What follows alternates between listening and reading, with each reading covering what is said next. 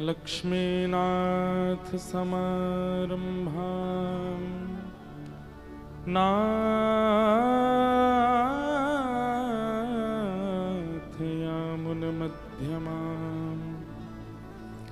अस्मदाचार्यपर्यन्तां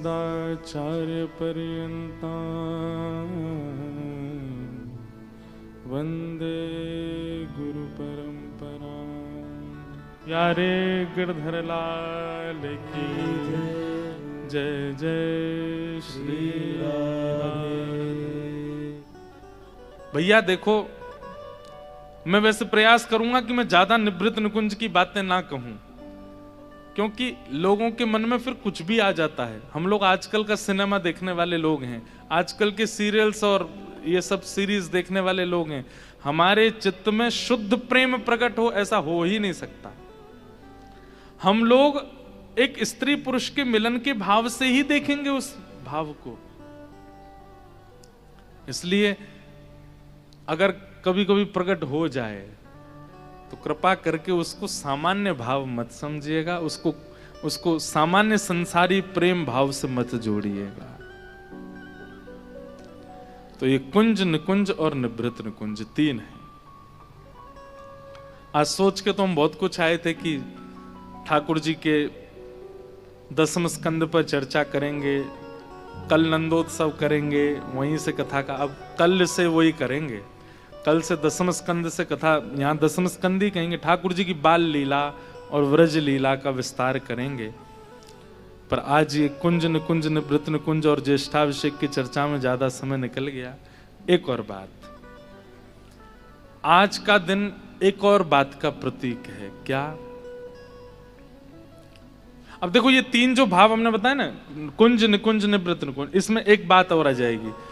जो लोग ठाकुर जी के प्रति भगवत बुद्धि रखते हैं कि ये भगवान है, वो कुंज के भाव से अभिषेक कीजिएगा, मतलब राजाधिराज बनाइएगा। जो ठाकुर जी से थोड़ी बहुत प्रीति करते हैं, वो निकुंज भाव से, यमुना जी के भाव से ठाकुर जी का अभिषेक कीजिएगा। और जो प्रिया प्रियतम के सहचरी भाव से उपासक है, वो निवृत्त निकुंज भाव से ठाकुर जी की उपासना कीजिएगा, ठाकुर जी का अभिषेक कीजिएगा।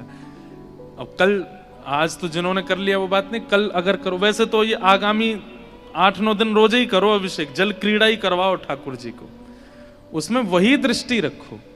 अगर कुंज भाव से हो तो ब्रजवासी बन के देखो, निकुंज भाव से हो तो यमुना जी बन के देखो, और निवृत्त निकुंज भाव से हो तो प्रियतमा बन करके ठाकुर जी को देखो। अब चौथी बात, आज का दिन और क्या है? हमारे भारत में 4 धाम हैं। उत्तर में बद्रीनाथ, पश्चिम में द्वारिकानाथ, पूर्व में श्री जगन्नाथ और दक्षिण में श्री रंगनाथ।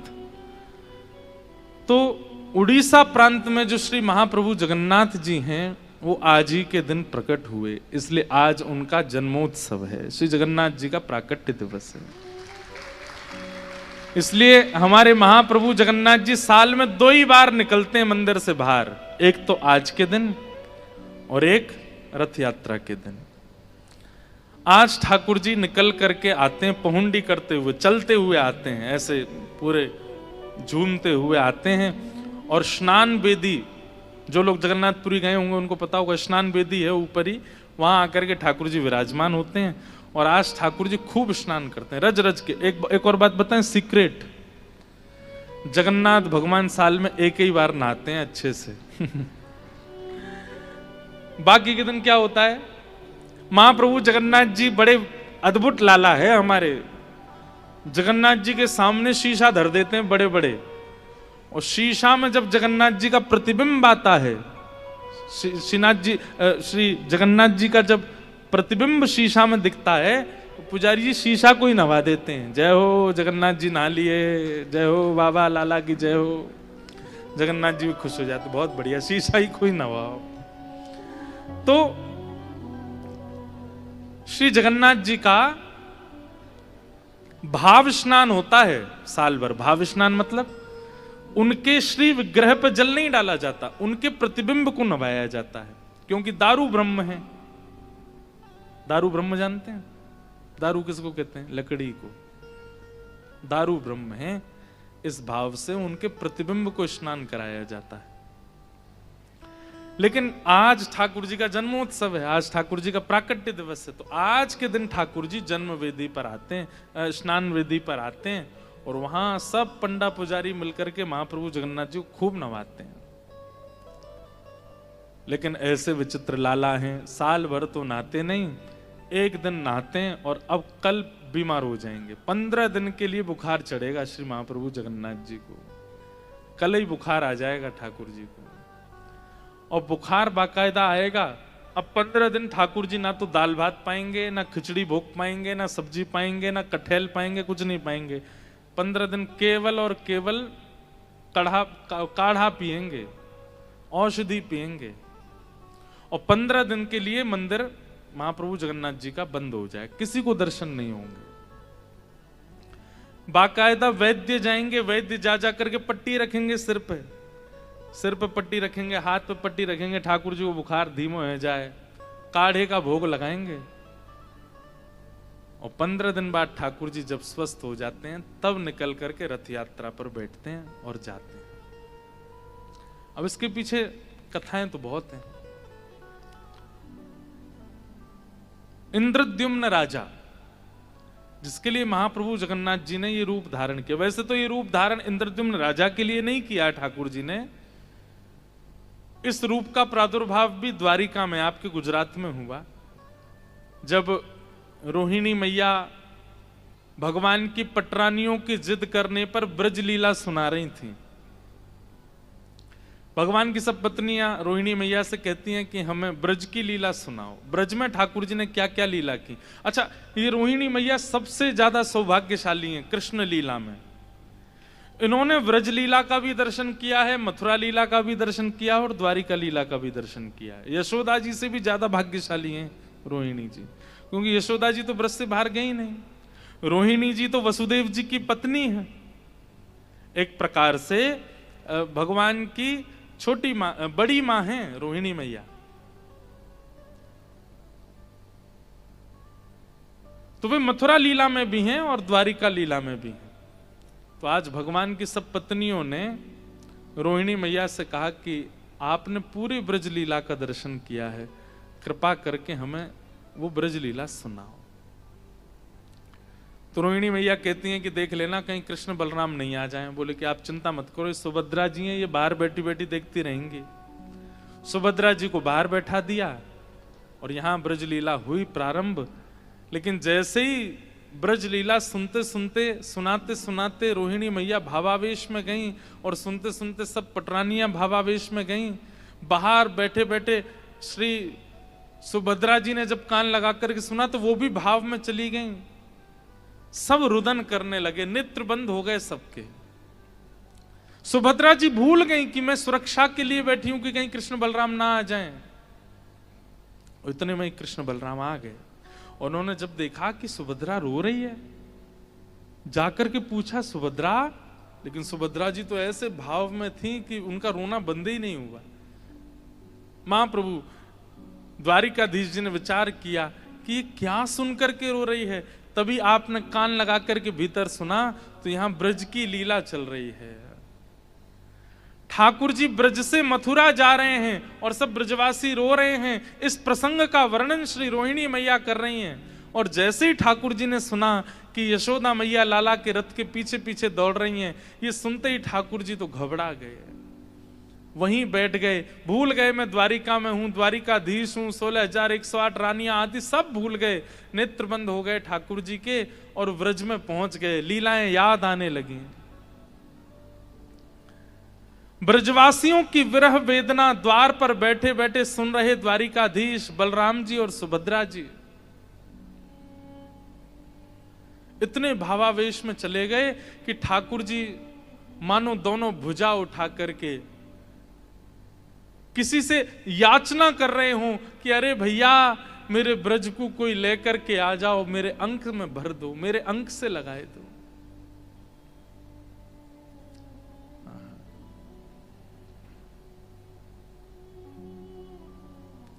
मेरो ब्रज रह गयो है कहीं दूर, मेरी यशोदा मैया रह गई है कहीं दूर।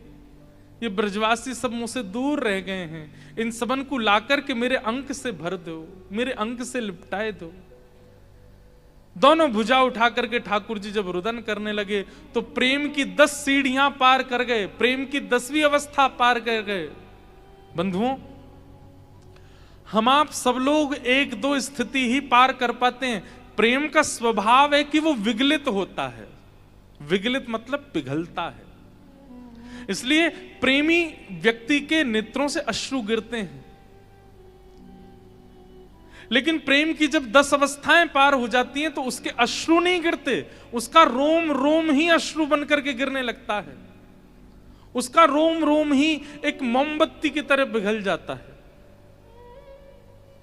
और महाप्रभु जगन्नाथ जी इतनी वेदना में आ गए, इतने इतने विरह में आ गए द्वारिकाधीश, कि उनके हाथ पिघलने लगे, मुख पिघलने लगा, कर्ण पिघलने लगे, चरण पिघल गए, सर्वांगीण अंग पिघलने लगा।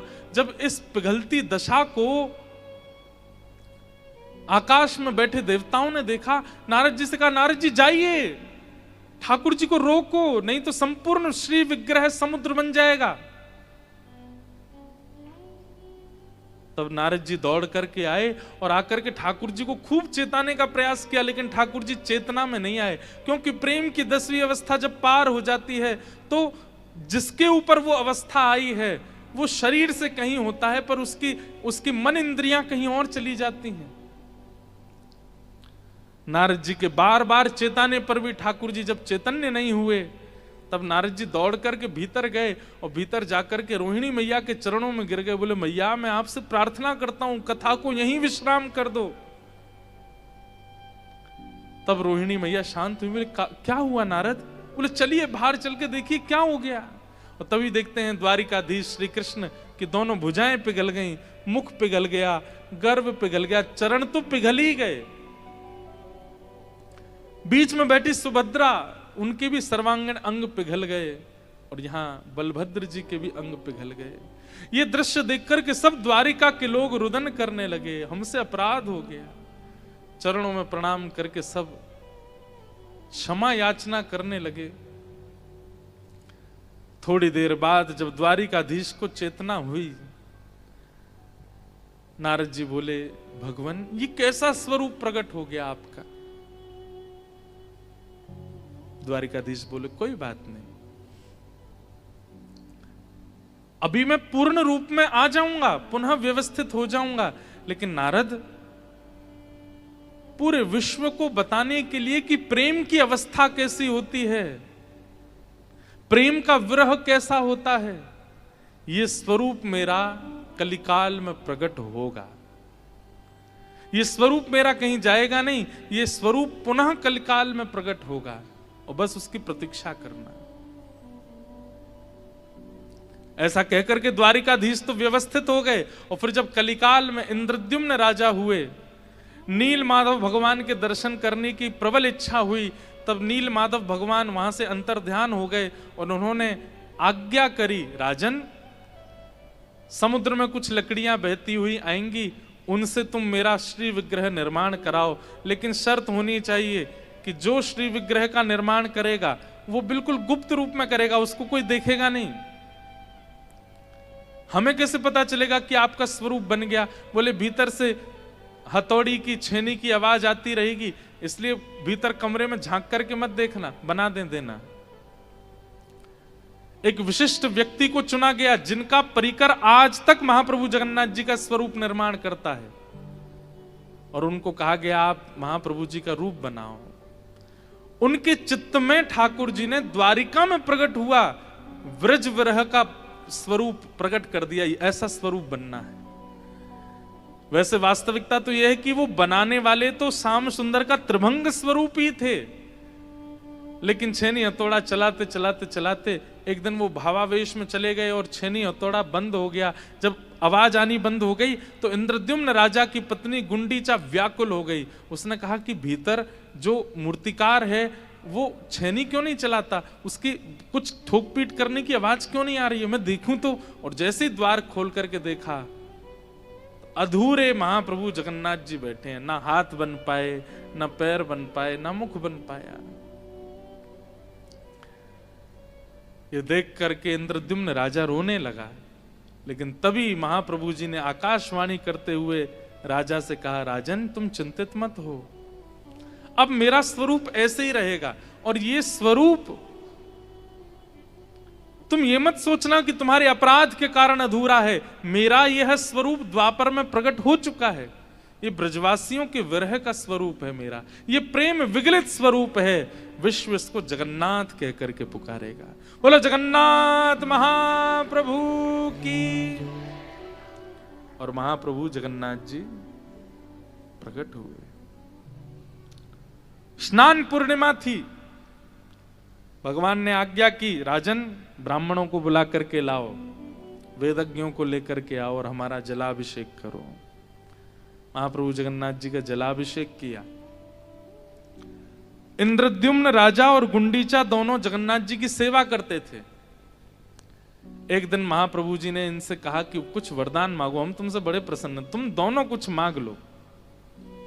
तो इंद्रद्युम्न राजा ने तो ये वरदान मांगा कि मेरे संतान ना हो।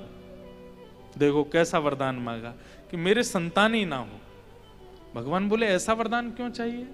बोले भगवान कल को कहीं आपकी सेवा में कोई त्रुटि हुई तो मैं इस बात को सह नहीं पाऊंगा कि मेरे वंश के बालकों ने आपकी अच्छे से सेवा नहीं करी। मैं ये सुनना नहीं चाहता, इसलिए मेरा वंश मेरे तक ही रहे, उससे आगे ना बढ़े। समझ में आई बात? कल को मैं तो प्राण छोड़ दूंगा, लेकिन मैं जिस लोक में रहूंगा वहां से भी आपको देखता रहूंगा। और मुझे अगर पता चला कि मेरे वंश के बालकों ने आपकी सेवा में त्रुटि की तो वो मैं सह नहीं पाऊंगा, इसलिए मेरा वंश ना बढ़े, मैं अंत हूं, क्योंकि मेरे जैसे भाव से आपकी कोई सेवा कर नहीं पाएगा। इंद्रद्युम्न राजा की बात सुनकर के भगवान बड़े प्रसन्न, वाह इंद्रद्युम्न तुम्हारी भक्ति कैसी। अलग अलग बैठे भगवान दोनों पति पत्नी के साथ, एक साथ नहीं पूछा। फिर दूसरी बार इंद्रद्युम्न को भेज दिया, पत्नी को बुलाया, तुम बताओ तुमको क्या चाहिए। पत्नी ने कहा, हे नाथ ऐसी कृपा कर दो एक संतान हो जाए। भगवान बोले वाह, वो पतिदेव क्या मांग के गए तुम्हारे? पतिदेव कह के गए हमारे संतान नहीं हो, तुम कह रही हो संतान हो। गुंडीचा गई अपने पति इंद्रद्युम्न से बोली, आपने महाप्रभु जगन्नाथ जी संतान ना हो ऐसा कहा? हाँ देवी। क्यों? मैंने तो संतान मांगा। तो इंद्रद्युम्न उल्टा नाराज होगा, तुमने परमात्मा से संसार मांगा, तुमने जगन्नाथ जी से जगन्नाथ जी नहीं मांगे, तुमने पुत्र मांगा। दोनों में थोड़ी नोक झोंक सी हुई। महाप्रभु जी बोले रुक जा रुक जा रुक जा, तुम दोनों क्यों लड़ रहे हो? दुविधा में तुम्हें पड़ गया हूं। पति को संतान नहीं चाहिए, इसको संतान चाहिए, अब कैसे होगा? इंद्रद्युम्न बोला नहीं नहीं भगवान, ये मेरी अर्धांगिनी है, इसको मेरी बात माननी, आप हमें संतान मत दीजिए। तो बोले अर्धांगिनी हूं मतलब आधा अंग मैं हूं, तो मैं अपनी इच्छा प्रकट कर सकती हूं। महाप्रभु जी हमें संतान चाहिए।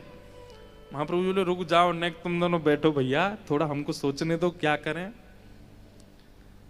तब महाप्रभु जी मंद मंद मुस्काए और बोले गुंडीचा मैया एक लीला हो सकती है। क्या? कि बालक का जन्म भी ना हो और आपके यहाँ एक पुत्र भी हो जाए। बोले वो कैसे होगा? बोले आपका साक्षात पुत्र मैं ही बन जाता हूं, मैं ही आपका पुत्र हूं, मैं ही आज से आपका पुत्र हूं, आप मुझे पुत्र मान लीजिए। गुंडीचा मैया के मन में प्रसन्नता तो बहुत हो गई, इंद्रद्युम्न तो नाचने लगा, महाप्रभु जगन्नाथ जी हमारे पुत्र बन गए। लेकिन गुंडीचा के मन में आया, आप इतने विशाल हो, मैं गोद में कैसे खिलाऊंगी आपको? माँ का तो सुख होता है वो गोद में बैठाए, अपने हाथ से खवाए, अपनी गोद में दूध पिलाए, बालक को गोद में लेकर के डोले। महाप्रभु जी बोले माँ मेरा प्राकट्य दिवस स्नान पूर्णिमा, उसके ठीक 15 दिन बाद, ये 15 दिन एक प्रकार से तो ठाकुर जी अस्वस्थ अवस्था में हैं, पर एक प्रकार से ठाकुर जी इन 15 दिनों में अपने ईश्वरत्व को बालत्व में परिवर्तित करते हैं। जो ईश्वर आज दिखे सबको ब्रह्म स्नान वेदी पर, अब वो भीतर चलेगा, अब वो अपने संपूर्ण ऐश्वर्य को विराजमान विश्राम कर देंगे और एक बालवत हो जाएंगे, एक लाला बन जाएंगे। और 15 दिन बाद फिर रथ पर विराजमान होके, कोई रथ उठा सकता है ईश्वर को? साक्षात जगन्नाथ हैं वो, लेकिन वो बालवत बन करके आते हैं, ऐसे उछल उछल के सीढ़ियों से कूदते हुए नीचे आते हैं, रथ पर बैठते हैं, गुंडीचा जाते हैं। और वहां जाकर के ठाकुर जी की सेवा ऐसे ही होती है जैसे किसी लाला की। श्री मंदिर जगन्नाथ में सेवा का भाव परब्रह्म की भावना से होता है। और 15 दिन बाद जब रथ यात्रा होकर ठाकुर जी गुंडीचा जाएंगे, वहां ठाकुर जी की सेवा बालवत होती है कि एक लाला की सेवा हो रही है। और महाप्रभु जी ने कहा, मैया साल भर तो मैं आपका लाला विश्व कल्याण के लिए श्री मंदिर में रहूंगा, पर ये स्नान पूर्णिमा के 15 दिन बाद मैं रथ पर आरूढ़ होकर के जगन्नाथपुरी आऊंगा, गुंडीचा आऊंगा, और वहां आकर के एक बाल भाव से आप मेरी सेवा करना। तो वहां पर सामग्री भी ऐसे पवाई जाती है ठाकुर जी को जैसे किसी बालक को पवा रहे हों। दूध भी ऐसा, वहां की प्रसादी में और श्री मंदिर के प्रसादी में बहुत अंतर होता है। श्री मंदिर की प्रसादी ऐसे बनाई जाती जैसे कोई बड़ा पा रहा हो, योग्य पा रहा हो, और गुंडीचा की प्रसादी ऐसी होती जैसे कोई छोटा बालक पा रहा हो। उसमें सामग्री भी, नमक मिर्च भी इतना कम डाला जाता है कि नन्हे बालक के हिसाब से सेवा होती है जगन्नाथ जी की। तो आज वो विशिष्ट दिन है जिस दिन पूरे विश्व का कल्याण करने वाले महाप्रभु जगन्नाथ जी प्रकट हुए। बोलो जगन्नाथ महाप्रभु की जय। ऐसे महाप्रभु जगन्नाथ ज्येष्ठ पूर्णिमा के दिन धराधाम पर आए और उनका प्रादुर्भाव हुआ। तो ऐसी भावनाएं हैं, ये सब जल क्रीड़ा, जल भाव के सब नियम हैं। थोड़ी सी हम कथा प्रारंभ कर देते हैं व्रज विलास की, और उसके बाद फिर मुख्य भाव हम कल श्रवण करेंगे। तो प्रसंग यहां से प्रारंभ होता है कि सांडिल्य मुनि भगवान के परपौत्र वज्रनाभ को व्रज का दर्शन करा रहे हैं। ध्यान से सुनिएगा, भगवान के परपौत्र कौन है? वज्रनाभ। भगवान की लीला पूरी करने के बाद में वज्रनाभ भगवान की 16,100 पटरानियों को द्वारिका से लेकर के वृंदावन आ गए। लेकिन वृंदावन आकर के वज्रनाभ ने देखा कि यहां तो कोई भी नहीं है। सब ब्रजवासी भी ठाकुर जी के साथ ही विलीन हो गए विरह भाव में। वृंदावन में कुछ नहीं है, केवल जंगल है, गिरिराज जी हैं और श्री यमुना जी, और कुछ नहीं था। एक व्यक्ति नहीं था ब्रज वृंदावन में जब वज्रनाभ गए। कृष्ण वियोग में सब ब्रजवासी अंतर्ध्यान हो गए, विलीन। और या फिर ऐसा कहो कि ठाकुर जी लीला पूरी करके गोलोक धाम गए, सब ब्रजवासियों को संगे ही ले गए, कोई नहीं है ब्रज में। उस समय वज्रनाभ आए हैं, तो वज्रनाभ बड़ी चिंता में आ जाते हैं कि मैं क्या करूं। और यहां पे माताओं की स्थिति ऐसी, कृष्ण विरह में सब रोती रहती हैं क्योंकि ठाकुर जी चले गए लीला पूरी करके। 8 पटरानियां तो भगवान के साथ चली गई, 16,100 राजकुमारियां जो भगवान की पत्नी थी वो वज्रनाभ के साथ वृंदावन आ गई। तो वज्रनाभ सोचने लगे अब मैं क्या करूं। तब वज्रनाभ ने सबसे पहले इंद्रप्रस्थ में पांडवों के वंशधर परीक्षित को पत्र लिखा कि हे परीक्षित जी, मैं भगवान का वंशधर हूं, कृष्ण का वंशधर हूं, मैं व्रज में हूं, आपकी प्रतीक्षा कर रहा हूं, जल्दी आइए।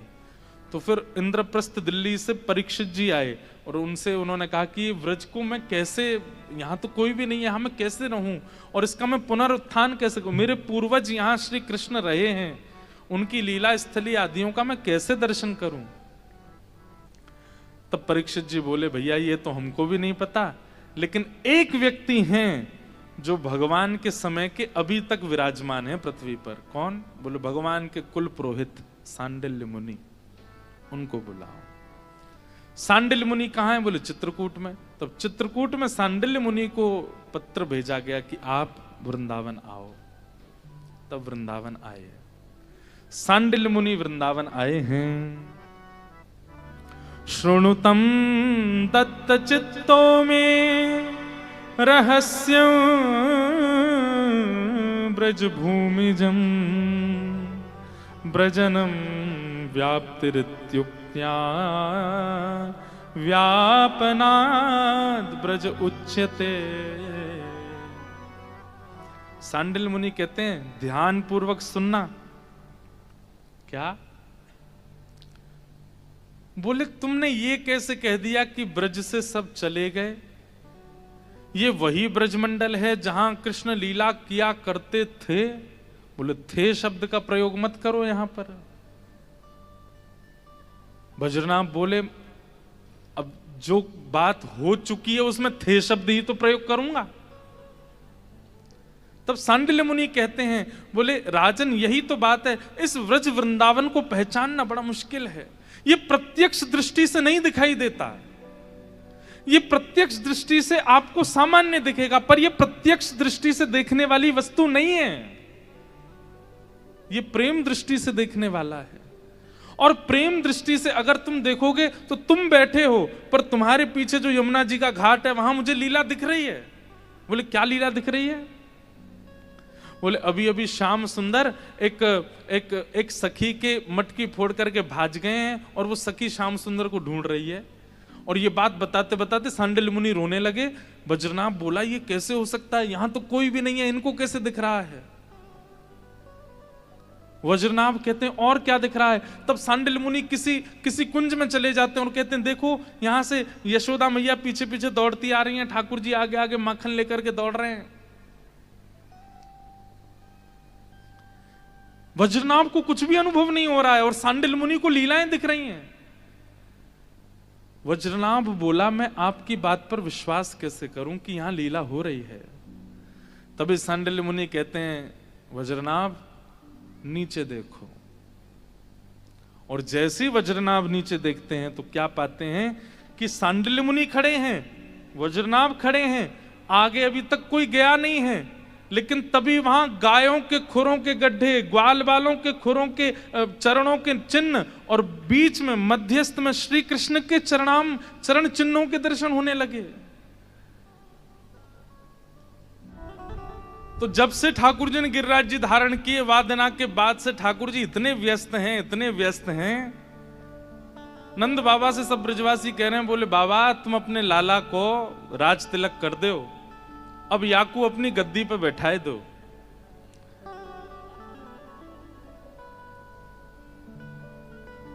अपनी गद्दी पे बैठाए दो। तो नंद बाबा गए लाला के पास, बोले लाला अब सब ब्रजवासियों कह रहे हैं कि तू ब्रज को राजा बन जा, ब्रजराज बन जा। इतने में मधुमंगल बोलो ना बाबा अभी तो 3-4 महीना समय ही ना है, लाला की रोज रोज पधरामन है, कभी कोई गोपी के यहाँ जाएगो, कभी कोई गोपी के यहाँ जाएगो, अभी तो समय ना है लाला पे। नंद बाबा बोले अच्छा इतनो व्यस्त है गो लाला? बोले अब रोज जानो है जगह जगह गोपीन के यहाँ। तब सांडिल्य मुनि आए और सांडिल्य मुनि से नंद बाबा ने कही, इतने ब्रजवासी सब कह रहे हैं कि भैया लाला को राज तिलक कर दो या को ब्रज को राजा बनाए दो, आप कोई पावन तिथि बताओ। तब सांडिल्य मुनि ने ज्येष्ठ पूर्णिमा इस पावन तिथि को अंकित किया। बोले ज्येष्ठ की पूर्णिमा सबसे पावन दिवस है और यही दिन आप लाला को राज तिलक कर दो। तो ठाकुर जी ने गिरिराज जी कब उठाए थे? कार्तिक में। तो कार्तिक के लगभग 3-4 महीना बीत जाने के बाद जब ज्येष्ठ आया तब ठाकुर जी का आज के दिन राज तिलक हुआ। इसलिए अभिषेक करने से पहले जो अर्चक होते हैं वो ठाकुर जी का तिलक करते हैं, अक्षत लगाते हैं और फिर उसके बाद में जैसे राज अभिषेक होता है ना, ऐसे यमुना जी के जल को सुगंधित करके एक एक ब्रजवासी आवे और आकर के लाला को अभिषेक कर रहे हो है। और उस भाव को हमारे ब्रज के साहित्यकारों ने पद के माध्यम से गाया है कि ठाकुर जी का आज राज तिलक हुआ है। अभी तो और सुनना 2-3 भाव और हैं। अभी ये तो सामान्य से अब हम कुंज में आए, अब कुंज से निकुंज में जाएंगे, फिर निवृत्त निकुंज में जाएंगे। तो ये अभी समझते हैं ना, सामान्य मतलब सामान्य लोगों के लिए क्या समझाओगे कि अभिषेक क्यों हुआ? बोले इसलिए हुआ क्योंकि सारा ब्रह्मांड भगवान के चित्त में है। हमने ठाकुर जी को शीतल करके कहा कि हे नाथ पूरे ब्रह्मांड को शीतल करो। अब जो कुंज के उपासक है उनके लिए कुंज में किस किस का प्रवेश है? नंद बाबा, यशोदा मैया, ब्रजवासी, ब्रज गोपियां, सबका प्रवेश है, वो कुंज है। लेकिन फिर जब निकुंज में जाओ, निकुंज में केवल गोपियां, ठाकुर जी, अष्ट सखा और अष्ट सखी। पर निवृत्त निकुंज में निवृत्त निकुंज में केवल प्रियालाल होते हैं और वे जिसको चाहते हैं वो सखी उसमें आती है। तो ठाकुर जी की एक साथ लीलाएं चलती रहती हैं, कोई एक जगह लीला नहीं करते ठाकुर जी। कुंज निकुंज निवृत्त निकुंज सब जगह लीला करते हैं। इसलिए बहुत ध्यान पूर्वक सुनिएगा, ये रस की बात है। रसिक बिना को समझ सके ना, ये रसिकों के बिना समझ में नहीं आएगा। और ये सामान्य ज्ञान वैराग्य की चर्चा नहीं है जो आप यहां बैठ करके समझ पाओ। इसलिए बहुत ध्यान पूर्वक बड़े भाव से सुनिएगा, तभी समझ आएगा। तो निकुंज के भाव से ठाकुर जी का आज राज तिलक हुआ है। और उस राज तिलक में सब ब्रजवासी ठाकुर जी के लिए क्या कह रहे हैं? आहा, आज लाला को राज तिलक है रहो है। जय हो। हम पद ढूंढ के लाए राज तिलक को। नंद को मन वांछित दिन आयो, नंद को मन वांछित दिन आयो। हर पिता के लिए सबसे अच्छा दिन कौन सा? पिता के लिए सबसे पहला दिन अच्छा होता है जिस दिन उसका पुत्र जन्म लेता है। लेकिन पुत्र के जन्म लेने वाले दिन से भी ज्यादा पिता उस दिन प्रसन्न होता है जिस दिन पुत्र किसी काबिल बन जाता है। जितने पिता बैठे हैं वही रिलेट कर पा रहे होंगे। जब संतान जन्म लेती है तब तो पिता को सुख मिलता है, लेकिन जब संतान काबिल बन जाती है, योग्य बन जाती है, उस दिन तो पिता बड़ा आनंद में आ जाता है। बोले अब मेरा बेटा बन गया। अब वो आज तक अपने सुखों को काटता रहा था, लेकिन जैसे देखता मेरा पुत्र योग्य बन गया, खुशी से रोने लगता है। और फिर वो विचार करता है अब मैं घूमने जाऊंगा, अब तो मैं रसगुल्ला भी खाऊंगा। सब कहते अरे तुमको डायबिटीज हो, अरे होने दो, बेटा बन गया योग्य, अब क्या करना है। तो आज नंद बाबा 80 वर्ष बाद तो लाला भयो, और 7 दिन बाद आज नंद बाबा इतने खुश हैं। क्यों? बोले लाला योग्य है, गयो है। तो हमारे ब्रज के साहित्य में क्या कह रहे हैं? नंद को मन वांछित दिन आयो, नंद को मन वांछित दिन आयो। फूली फिरत यशोदा रोहिणी, फूली फिरत यशोदा रोहिणी। उर आनंद न समायो, उर आनंद न समायो। आहा, यशोदा मैया आनंद में फूली घूम रही हैं, जैसे मानो लाला को ब्याही है रहे हो, लेकिन बड़े आनंद में हैं रोहिणी मैया और श्री यशोदा मैया। गाम गाम ते जाति बुलाई, गाम गाम ते 84 कोस के सब ब्रजवासियों को आमंत्रित किया। आप गुजरात में रहते हैं और ऐसी जगह रहते हैं जहां अहीर समाज के लोग बहुत रहते हैं। ये सब कौन है? ये सब ठाकुर जी के ही वंशज हैं। ये सब पूर्व के ब्रजवासी हैं भैया। इन्हीं के घर की पूर्वाचारी नारियों ने ठाकुर जी को छचिया भर छाछ पे नाच नचाया। ताही अहीर की छोहरिया, छचिया भरी छाछ पे नाच नचायो। तो आहिर समाज के लोग जो आपके गुजरात में हैं, ये वही लोग हैं जो ठाकुर जी के साथ ब्रज से आए। इन्हीं के घर की नारियों ने पूर्व की ठाकुर जी को खूब नाच नचाए। तो ये सब अहीर समाज के लोग, ब्राह्मण समाज के लोग, उस समय जो भी लोग रहते थे ब्रज में, सबको बुलाया। आहा, गाम गाम ते जाति बुलाई, गाम गाम ते जाति बुलाई। और मोतिन चौक पुरायो, मोतिन चौक पुरायो। ब्रज बनिता सब मंगल गावे, ब्रज बनिता सब मंगल गावे। ब्रज बनिता सब मंगल गावे, ब्रज बनिता सब मंगल गावे। बाजत घोष बधायो, बाजत घोष बधायो। बधाई गाई जा रही हैं, उत्सव मनाए जा रहे हैं। बोले और क्या हुआ? प्रथम रात्रि यमुना जल घट भरी, प्रथम रात्रि यमुना जल घट भरी। एक रात पहले घड़ों में यमुना जल भर के अधिवासन करवायो, अधिवासन करवायो। अधिवासन मतलब उसमें चंदन डाले हैं, केसर डाले हैं, कपूर डाले हैं, इलायची डाली है, उसको सुंदर सुगंधित करके, और एक भाव ऐसा है कि यमुना जी का श्रृंगार किया गया है, और यमुना जी का श्रृंगार ही अधिवासन करके सारे घड़े सुंदर हवा में छत पर रखे गए ताकि ठंडे हो जाएं सुबह तक। और फिर क्या हुआ? बोले उठ प्रभात कंचन चौकी धर, उठ प्रभात कंचन चौकी। एक प्रकार से आज से 5,500 पहले, 5,500 साल पहले आज के दिन क्या हुआ ये हम वो सुन रहे हैं। आज स्नान पूर्णिमा है ना, 5,500 साल पहले वृंदावन में क्या हुआ वो यहां गाया जा रहा है। उठ प्रभात कंचन चौकी धरी, उठ प्रभात कंचन चौकी धर।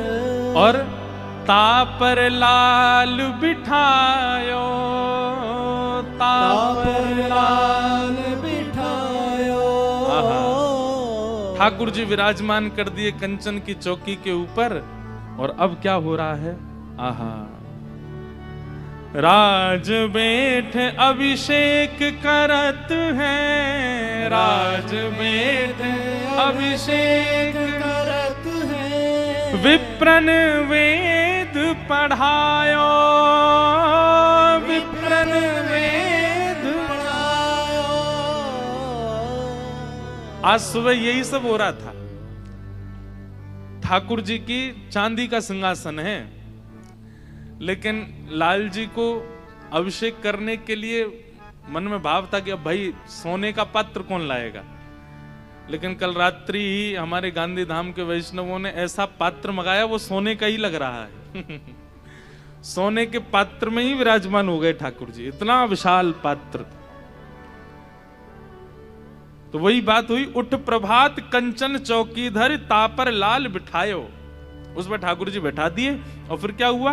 वो हमारे गांधी धाम के सब वेद पाठी भी पहुंचे थे, और सब वेद ध्वनि, यहां सब हमारे गंधर्वजन पद गा रहे थे, और इधर बैठ करके सब वेद ध्वनि से वेद स्वरों को गा रहे थे। राज बैठ अभिषेक करते हैं, विप्रन वेद पढ़ायो। और कौन सी तारीख थी? बोले ज्येष्ठ शुक्ल पुण्यो दिन सुरवधु, ज्येष्ठ शुक्ल पुण्यो दिन सुरवधु, हरक फूल बरसायो, हरक फूल बरसायो। आहा, यशोदा मैया कोरी धोती पहना के लाई है लाला को।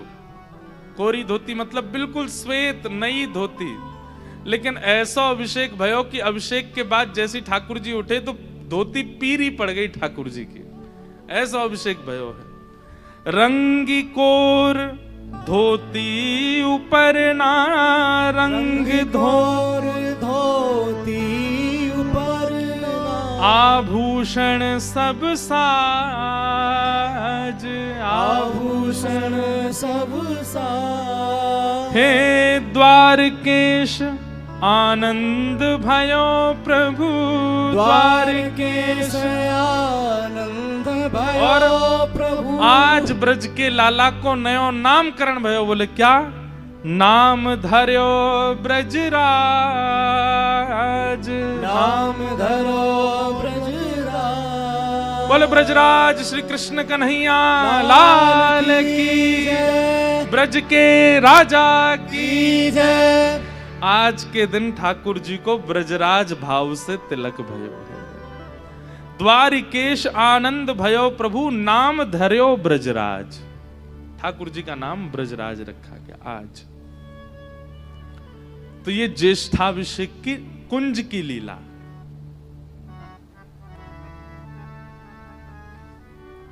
सब ब्रजवासियों के मनस्थ भाव से लाला को आज राज तिलक भयो है। लाला आज राजा बनाए गए हैं। इसलिए जिन्होंने अभी तक अभिषेक अपने अपने ठाकुर जी का ज्येष्ठाभिषेक नहीं किया है, वो आज कल में कर लीजिएगा। वैसे तो आज ही पूर्णिमा है, आज ही करना चाहिए, पर आज नहीं, अब तो शाम हो जाएगी। वैसे तो आज हमारे वृंदावन में शाम को भी नहाते ही रहते हैं ठाकुर जी, लेकिन आप लोगों में से जिसने नहीं किया, आज शाम को व्यवस्था कर लीजिए। सुंदर मटका मंगाइएगा, मटके में सुंदर यमुना जी का जल भरिएगा। यमुना जी का जल नहीं है तो सामान्य जल को यमुना जी का भाव रख लेना। यमुना जी का जल भराइए, उसमें सुंदर केसर डालिएगा, थोड़ी चंदन घिस के डालिएगा, उसमें थोड़ा सा कपूर नहीं तो ब्रास मिलता है भोजन में पधराने वाला, वो डालिएगा थोड़ा थोड़ा। सर्वौषधि आती है दुकान पे, वो डालिएगा। उसको सुंदर बनाइएगा, बिल्कुल ऐसा कि आनंद आ जाए। और फिर उसमें थोड़ा सा मिश्री डालिएगा पीस करके, साथ में थोड़ी इलायची पीस के डाल दीजिएगा, थोड़े पुष्प डाल दीजिएगा, 2-4 कम से कम 11 घड़े तो करना। और फिर उनको रात्रि में सुंदर कोरे वस्त्रों से ढक करके उन पर तिलक अक्षत लगा करके, और फिर ठाकुर जी के पास ही बढ़िया पंखा कूलर चला के रख देना, एसी चला देना। सुबह तक वो ऐसे हो जाएंगे कि फ्रिज का पानी फीका, ठंडे बिल्कुल। और फिर अपने ठाकुर जी को बढ़िया वस्त्र आदि उतार के, एक कौपीन पहना के, एक सुंदर पात्र पे बैठाओ, बढ़िया शंख ध्वनि करो, घंटी नाद करो, ठाकुर जी का तिलक करके राज तिलक करो। अपने अपने घर के राजा बना दो ठाकुर जी को, फिर देखो घर में कैसे आनंद हो में। कौन राजा बन गए? लाला। अभी तक आप राजा बने भय हो या हमारे सब बंटाधारी कर रहे हो? ठाकुर जी को राजा बना दो। और घर का राजा तो चाहे जो रहे, हमारे मन के राजा लाल जी हो जाएं, हमारे मन में राज तिलक हो जाए, हमारे मन के ठाकुर जी राजा हो जाएं। सबसे ज्यादा चंचल तो मन ही है ना, इसके राजा लाल जी हो, क्यों? राजा की आज्ञा मानेगा फिर। तो आज के दिन ठाकुर जी का राज तिलक हुआ। ये कुंज की लीला। अब निकुंज में चलें। निकुंज मतलब और अंतरंग। निकुंज का भाव क्या है? भगवान पिता रात्रि शरदोत्फुल्ल मल्लिका विक्षरन्तुम मनश्चक्रे योग मायामुपाश्रित। एक पूर्णिमा निकल के गई कार्तिक में, उसका नाम है शरद पूर्णिमा। और उस शरद पूर्णिमा पर यमुना जी के तट पर असंख्य गोपियों के साथ रास विहार किया ठाकुर जी ने।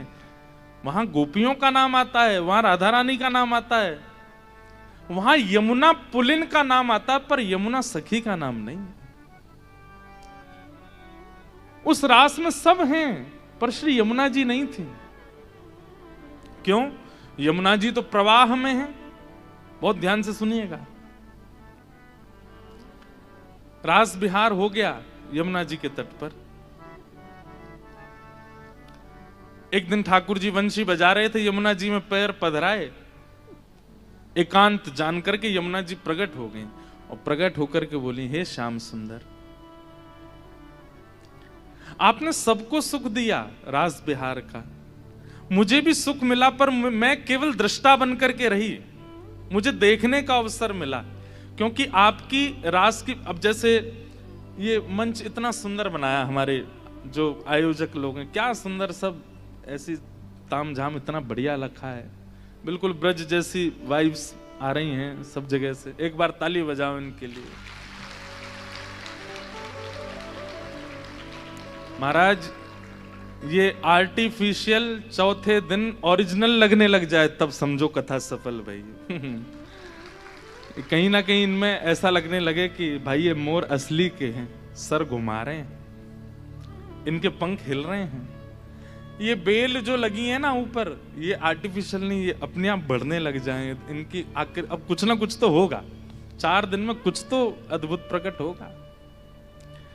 तो जैसे ये मंच बनाया गया, अब इस मंच में आप सब लोगों को कथा सुनने का अवसर मिल रहा है, मुझे सुनाने का, पर कहीं ना कहीं इनमें भी चैतन्यता तो है, इनमें भी कुछ ना कुछ चैतन्य तत्व है, ये जड़ तो नहीं है। वैसे इंग्लिश में नॉन लिविंग थिंग है ये सब चीज, लेकिन इनमें भी कुछ ना कुछ, हमारे साहित्य के अनुसार इनमें भी जीव तो है, इनमें भी प्राण तो है।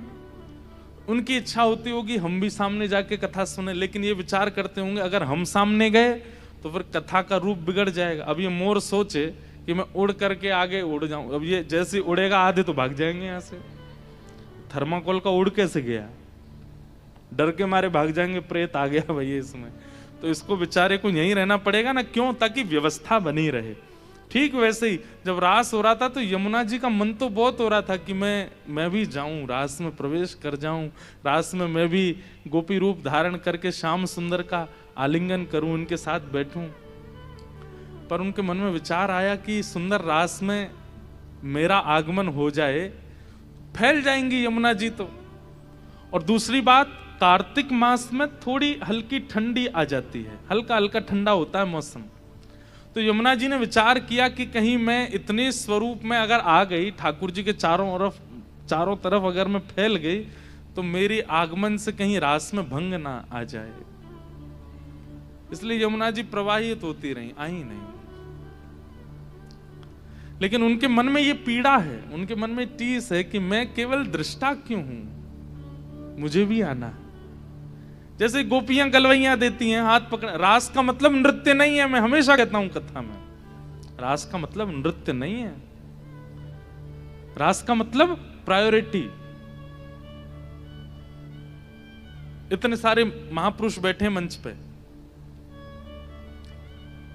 हम वृंदावन से आए हैं, कथा कर रहे हैं, हमारे गिरधर लाल जी वृंदावन से आए हैं, आप लोग यहां आकर के हमें सुन रहे हो, गिरधर लाल जी का मंच पे दर्शन कर रहे हो, ये रस है। पर लाल जी आपके घर आ रहे हैं, आपके हाथ की बनी सामग्री पा रहे हैं, आपके हाथों से सेवा करा रहे हैं, वो रास है। जैसे आज कई लोगों को रास का अनुभव हुआ सुबह सुबह, जो बहुत दूर दूर से लाल जी को देखते थे, आज सबके हाथन से स्नान किया ठाकुर जी ने, ये रास है। रास का मतलब थोड़ा सामिप्य, थोड़ा इंपॉर्टेंस, थोड़ी प्रायोरिटी, उसको रास कहते हैं। हमें प्रधानमंत्री ने बुलाया, गांधीधाम में हल्ला मचवा दिया हमने कि हमको प्रधानमंत्री की तरफ से निमंत्रण आया। वहां जाकर के देखा तो 5000 लोग बुलाए थे उनने, तो उनमें से एक हम भी थे। कितना बुरा लगेगा, अरे यार यहाँ तो भीड़ आई है पूरी, उसमें एक हम भी, हमको कौन जाने। पर प्रधानमंत्री हमारे घर आए, ये रास है। सीधी बात, प्रायोरिटी को रास कहते हैं, इंपॉर्टेंस को रास कहते हैं। लाखों गोपियां हैं ब्रज में, पर कुछ गोपियों को चुन करके ठाकुर जी उनके हाथ की बनी सामग्री पा रहे हैं, उनके सुध पूछ रहे हैं, उनसे वार्ता कर रहे हैं, उनके साथ बैठे हैं, ये रास है। ये रास तभी नहीं हुआ, मीराबाई के साथ भी हुआ, ये रास सूरदास के साथ भी हुआ, ये रास कुंभन दास के साथ भी हुआ, ये रास आपके गुजरात के रामदास बोढ़ाना के साथ भी हुआ।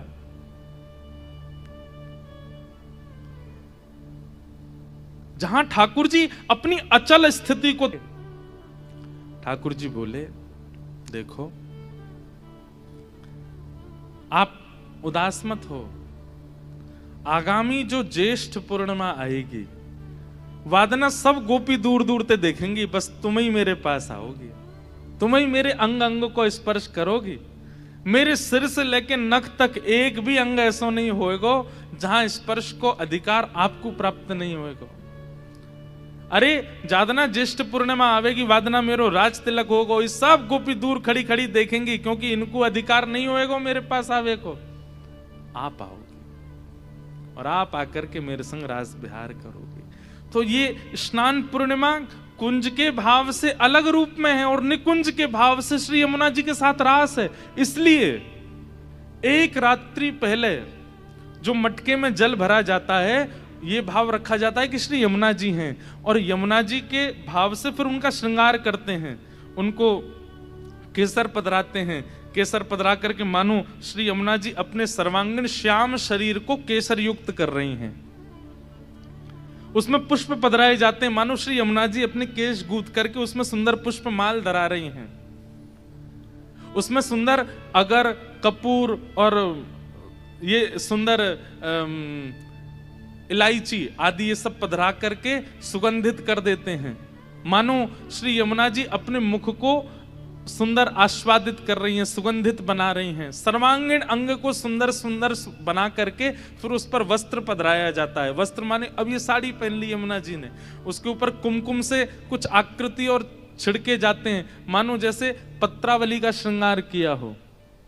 और सब धारण करने के बाद फिर यमुना जी को नीचे चौक पुरा करके उस पर पधरा देते हैं ठाकुर जी के समीप। अब रात भर ठाकुर जी रास करते हैं यमुना जी के साथ, और रास करने के बाद प्रारंभ जैसे ही भोर होती है, वैष्णव जन आकर के, ब्रजवासी जन आकर के उसी जल से ठाकुर जी का अभिषेक कराते हैं। आज भी रास हुआ है, पर आज के रास में अकेली यमुना जी आई और यमुना जी और ठाकुर जी के साथ रास बिहार हुआ। ये कुंज की लीला है। इसलिए आज के ज्येष्ठ पूर्णिमा अभिषेक में यमुना जी का विशेष भाव है। ये यमुना जी के साथ रास बिहार है ठाकुर जी का।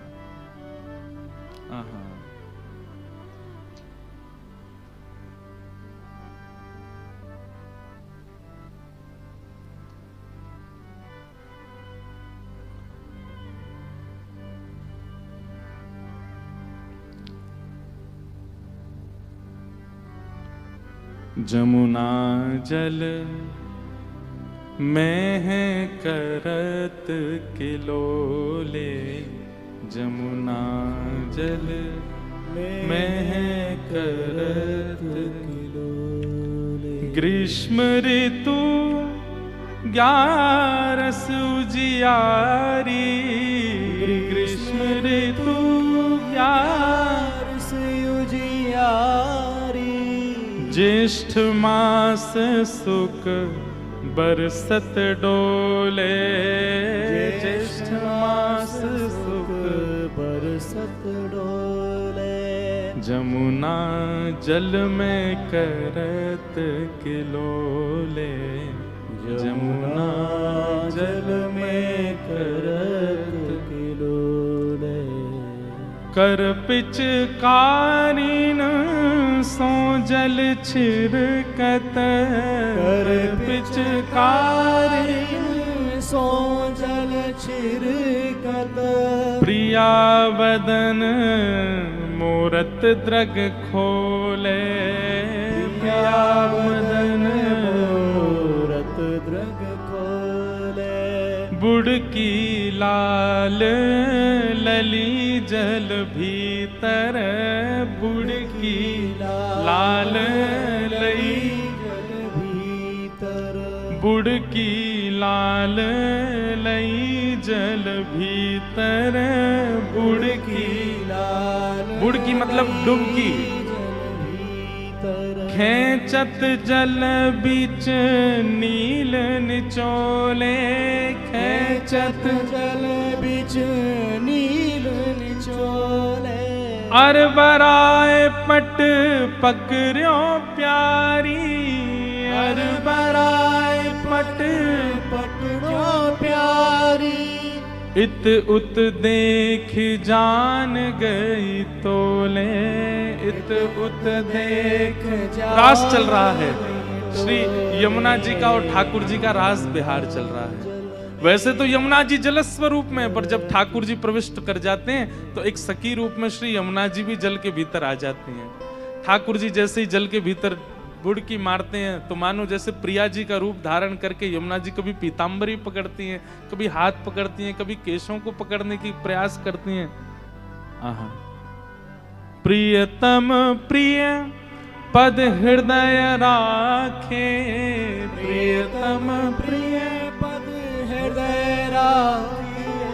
मैंने मत्यों कर पकड़त जोले, मैंने परों कर पकड़त जोरे। प्रफुल्लित नैन बैन रस माते, प्रफुल्लित नैन बेन रस मात, गरबैया दे रसमय बोले, गरबैया दे रस में बोरे, झीने बसन चिहुट अंगन सो, झीने बसन चिहुट अंगन सो, गोवर्धन लाल बिक्यो बिन मोले, गोवर्धन लाल बिक्यो बिन डोले, जमुना जल में करत किलोले, यमुना जल में करत किलोले। अब कुंज में तो मैंने अभिषेक किया, आपने अभिषेक किया, कितने लोगों ने अभिषेक किया, पर निकुंज में मैं अदृश्य हूं, आप अदृश्य हो, केवल लाल जी हैं और श्री यमुना जी हैं, और वहां श्री यमुना जी के साथ ठाकुर जी का रास विहार हो रहा है। बंधुओं, यमुना जी कोई और नहीं है, हमारी प्रिया जी का ही प्रेम स्वरूप है। हमारे ब्रज भाव में कहते हैं कि श्री प्रिया प्रियतम के विहार के समय जो प्रश्वेत के बिंदु प्रिया जी के अंग से प्रकट हुए, श्रम जल बिंदु ही श्री यमुना जी हैं।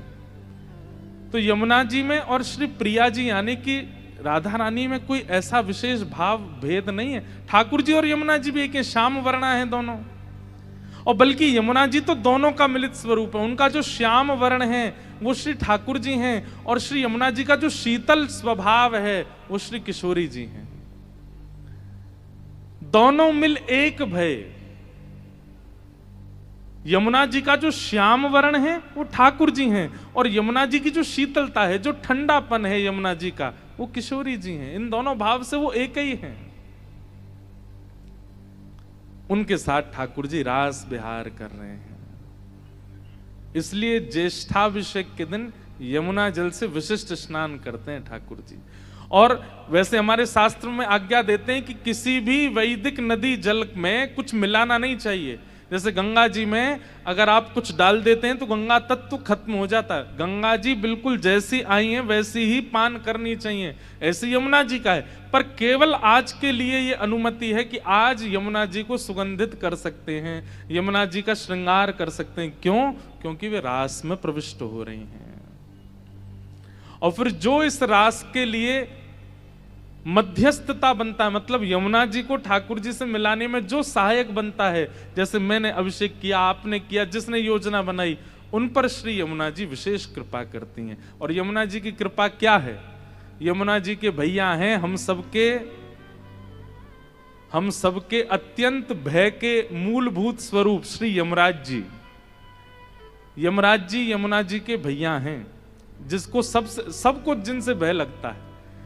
आज के दिन जो जलाभिषेक करते हैं श्री ठाकुर जी का यमुना जी से, यमुना जी कहती हैं भैया तेने मुंह को ठाकुर जी से मिलन करवायो, अब तू चिंता मत करे, मैं अपने यम भैया से कहूंगी तो को कभी यम द्वार देखनो नहीं पड़ेगो। यमुना यम दूतन तारत हैं भव तारत हैं श्री राधिका रानी। तो आज के दिन जब आप श्री यमुना जी से ठाकुर जी का अभिषेक करते हैं तो श्री यमुना जी अति प्रसन्न हो जाती हैं, और अति प्रसन्न होकर के यम द्वार आपके लिए बंद करा देती। क्यों? क्योंकि आपने उनको ठाकुर जी से मिलन कराया। तो ये ज्येष्ठाभिषेक का निकुंज भाव है।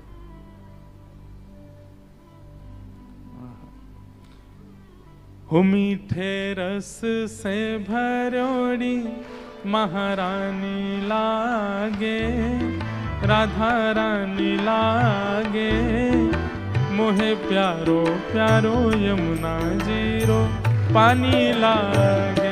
तो मीठे रस से भरोरी महारानी लागे, महारानी लागे, मोहे प्यारो प्यारो यमुना जीरो पानी लागे।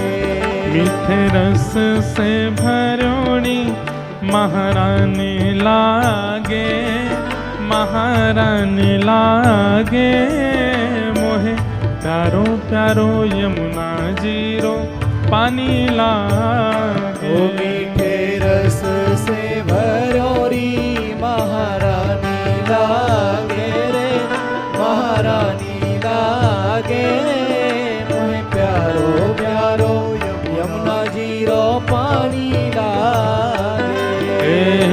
कान्हा जी तो सांवर सांवर, राधा गोरी गोरी। कान्हा जी तो सावल सावल, राधा गोरी गोरी। श्री वृंदावन में धूम मचावे, बरसाने की छोरी। वृंदावन में धूम मचावे, बरसाने की छोरी। श्री वृंदावन में धूम मचावे, बरसाने की छोरी। वृंदावन में धूम मचावे, बरसाने की छोरी। ओ ब्रज धाम राधा जू की, रजधानी लागे, रजधानी लागे। मोहे प्यारो प्यारो यमुना जीरो, पानी लागे। ब्रज धाम राधा जू की, रजधानी लागे, रजधानी लागे। माने प्यारो प्यारो यमुना जीरो, पानी लागे। मीठे रस से भरोड़ी, महारानी लागे, महारानी लागे।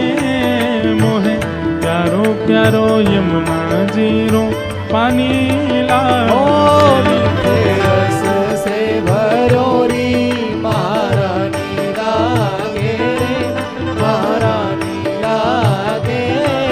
मोहे प्यारो प्यारो यमुना जीरो, पानी। बोलो श्याम सुंदर श्री यमुने महारानी की जय हो।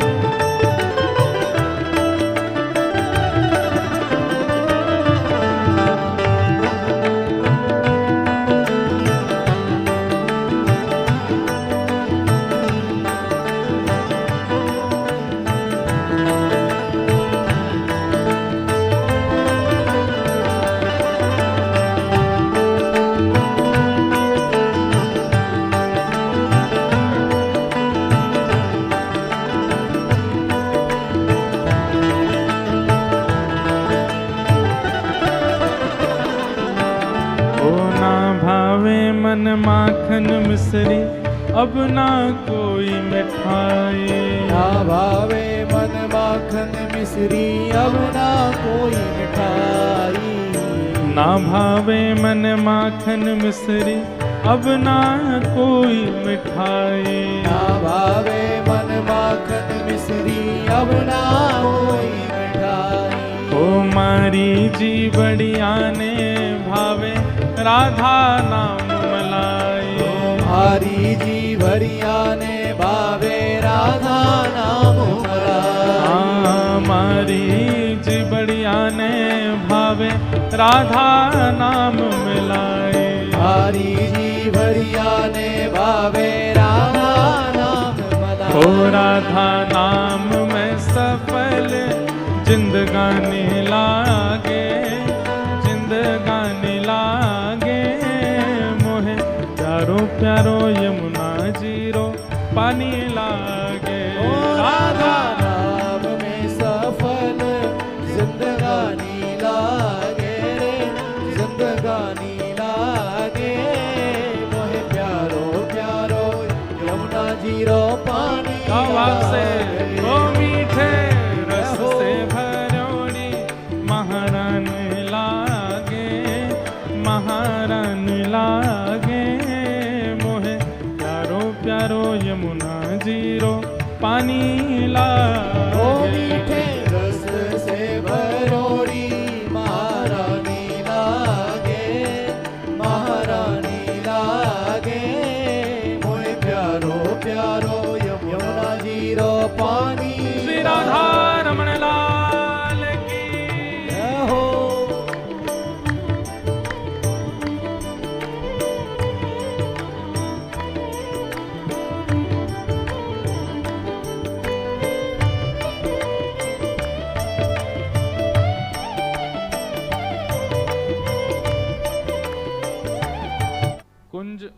निकुंज और अब है निभृत निकुंज।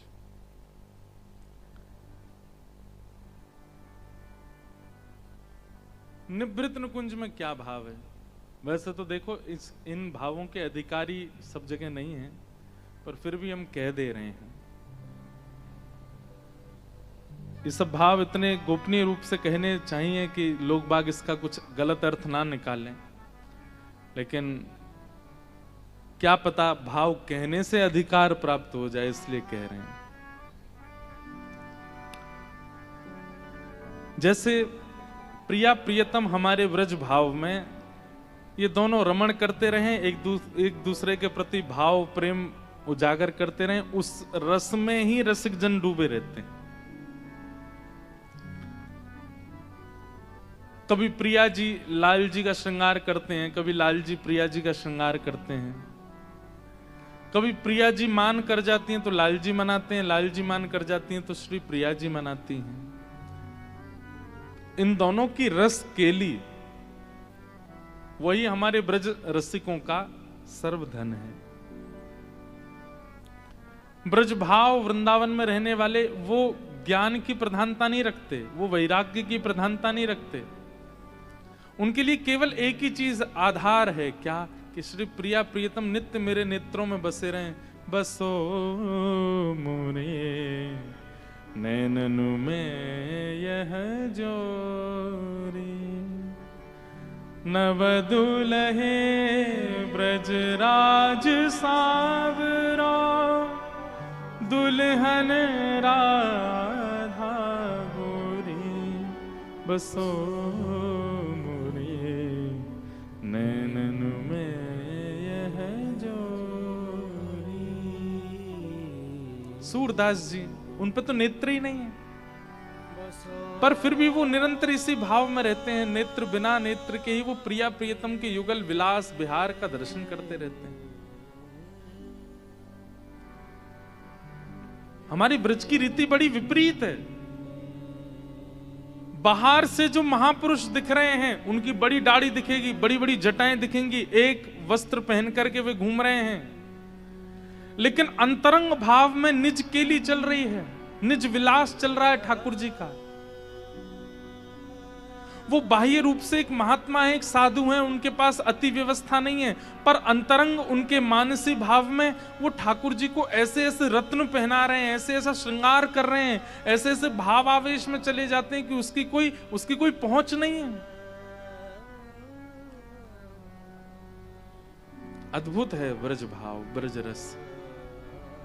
तो उसी को निकुंज भाव कहते हैं। निकुंज में किसी का प्रवेश नहीं है, केवल प्रिया प्रियतम है। ना ब्रजवासी हैं, ना नंद बाबा हैं, ना यशोदा मैया हैं, ना सखियां हैं, ना सखा हैं, केवल प्रिया प्रियतम। ये जिसको चाहेंगे वो निकुंज में आ सकता है। तो निकुंज में ज्येष्ठाभिषेक क्या है? हम जिससे अति प्रीति करते हैं उसका एक प्रिय स्वरूप हमारे चित्त में होता है। जैसे कई बच्चे ऐसे होते हैं, उनको अपनी माँ साड़ी में ज्यादा अच्छी लगती है, सूट में नहीं लगती होंगी, तो माँ से ये कि माँ आप साड़ी पहना करो, आप लाल साड़ी पहनो, आप नीली साड़ी पहनो, आप उसी में अच्छी लगती हो। कभी कभी माँ सूट पहन ले तो बच्चे आप इसमें अच्छी नहीं, आप साड़ी में नहीं अच्छी लगती हो। ऐसा होता है, कई बच्चों को अपनी माँ सूट में अच्छी लगती है, या पत्नी को पति किसी स्वरूप में अच्छा लगता है, पति को पत्नी किसी स्वरूप में। ऐसे ही श्री प्रिया जी ठाकुर जी को सबसे प्रिय कब लगते हैं पता है? जब वर्षा में वे भीज जाते हैं और उनके जो जीने जीने वस्त्र हैं वो सब अंग से चिपक जाते हैं, और नीलांबर जो है ठाकुर जी क्या पहनते? पीतांबर पहनते, पीले वस्त्र। जैसे हमने श्वेतांबर पहना है, ऐसे ही ठाकुर जी पीतांबरी पहनते हैं। और वो पीतांबरी जब वर्षा के जल से, वर्षा ऋतु के जल से ठाकुर जी के अंग अंग पर जब बिंदु पड़ते हैं और वो जब चिपक जाती है ठाकुर जी के अंग से, तो पीले वस्त्र और नीला अंग, उनका कॉम्बिनेशन जो प्रकट होता है वो प्रिया जी को बहुत अच्छा लगता है। इसलिए जब कभी भी जल विहार, ये क्या बोलते हैं, वर्षा ऋतु आती है, तो दोनों निकुंज से भागते हैं किसी छांव के नीचे। तो ठाकुर जी पीछे रह जाते हैं, लाडली जी आगे आ जाती है, किशोरी जी। और जैसे ही लाल जी आते हैं तो किशोरी जी बाहर ही करते हैं, थोड़ी देर और बाहर ही रहो, क्यों नहीं भीज जाओ, फिर बढ़िया लगोगे। तो कहते हैं फिर ज्येष्ठ, ये जेठ अभी 9 तपा निकल के गए हैं। आप लोग पता नहीं जानते कि 9 तपा, 9 दिन भयंकर गर्मी पड़ती है, भीषण गर्मी। वो 9 तपा ही चल रहे हैं अभी, ये पूरे हो गए होंगे आज। तो ये 9 तपा जब आते हैं तो श्री जी इतनी व्याकुल हो जाती हैं निकुंज में, कहती हैं कि हे श्याम सुंदर, ये वर्षा कब होएगी, ये वर्षा कब होएगी, ये इतनी गर्मी पड़ रही है, इतनो ग्रीष्म, इतनी गर्म शिशिर चल रही है, मिलने में भी दुविधा होती है, इतनी गर्मी में आने जाने में भी कष्ट होता है, पीड़ा होती है। तो किशोरी जी प्रतीक्षा कर रही हैं कि कब श्याम घन कब बरसे गो आए, वो श्याम घटा कब आएगी, कब बरसेगी। आहा, बहुत अच्छा पद है। कब ही ये शोक संताप मिटेगो, श्याम घन कब बरसे गो आए। आहा, तो किशोरी जी प्रतीक्षा कर रही हैं कि अभी कब आएगा। तो ठाकुर जी कहते हैं अभी तो जेठ चल रहा है, सावन को आने में अभी समय है। तो एक दिन किशोरी जी मन में इतनी व्याकुल हो जाती हैं कि श्रावण कब आएगा, कब वर्षा जल बरसेगी, कब आप भीगेंगे, कब मैं देखूंगी, मुंह से प्रतीक्षा नहीं हो रही है। तो ठाकुर जी कहते तो फिर इतनी चिंता काय बात की, सामने यमुना जी हैं, भिगोए तो मुंह को। तब श्री जी जाती हैं मटका ले ले करके और सुंदर जल लेकर के आती हैं और अपना हस्त कमल आगे रखती हैं। पूरे जल से पूरे नहीं भिगोती ठाकुर जी को, हस्त कमल आगे रख के धीमा धीमा छिन छिन जल गिरता है और फिर छिन छिन जल गिर के और फिर सामने बैठ के निहारती हैं। फिर ठाकुर जी जैसे सूख जाते हैं फिर जल लेके आती, फिर भिगोती हैं, फिर निहारती हैं, फिर भिगोती हैं। तो ये ज्येष्ठाभिषेक की निकुंज लीला है। यहाँ श्री जी अपने नेत्रों के सुख के लिए ठाकुर जी को भिगोती रहती हैं, वो श्री जी को प्रिय लगता है। तो कुंज, निकुंज और निभृत निकुंज, ये 3 भाव से ठाकुर जी का आज ज्येष्ठाभिषेक होता है। तो कुंज भाव में तो सब हैं, ब्रजवासियों के बीच ठाकुर जी राजाधिराज बन रहे हैं। निकुंज भाव में यमुना जी के साथ ठाकुर जी रास भाव कर रहे हैं और निभृत निकुंज में श्री प्रिया जी ठाकुर जी को भिगो रही हैं, क्योंकि जो पीत वसन हैं वो जब नील वर्ण के अंग से स्पर्श कर जाते हैं, उस समय की जो कांति है ठाकुर जी की, वो प्रिया जी को बहुत भाती है, इसलिए ठाकुर जी का जलाभिषेक होता है। तो यही तो विलास है, एक ही समय पर एक ही दिन में ठाकुर जी 3 लीलाएं कर रहे हैं। वहां ब्रजवासियों के साथ भी कर रहे हैं, या यमुना तट पर भी कर रहे हैं, और यहाँ श्री जी के साथ भी कर रहे हैं। यही तो विलास है, इसी को विलास कहते हैं। सबको जय श्री कृष्ण, जय श्री कृष्ण, जय सिया राम, जय श्री राम, जय श्रीमन नारायण। जय श्रीमन। कल से नेक और घी खा के आई हूँ भैया, नेक थोड़ो अपनी ऊर्जा लगाए करो कीर्तन संकीर्तन में।